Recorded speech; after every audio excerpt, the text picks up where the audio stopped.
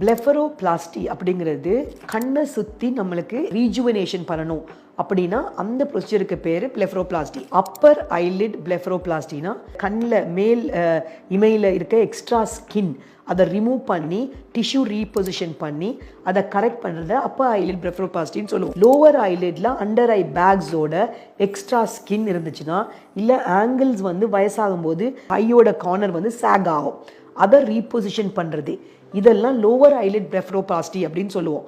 இந்த lower eyelid பிளெஃபரோபிளாஸ்டியை இந்த கீழ் இமைய பக்கத்தில் ஒரு இன்சிஷன் போட்டு அந்த ஓப்பன் பண்ணி எக்ஸ்ட்ரா அண்டர் ஐ பேக்ஸை ரிமூவ் பண்ணி அந்த எக்ஸ்ட்ரா ஸ்கின்னையும் நம்ம ரிமூவ் பண்ணோம்னா லோவர் ஐலிட் பிளெஃபரோபிளாஸ்டி அப்படின்னு சொல்லுவோம்.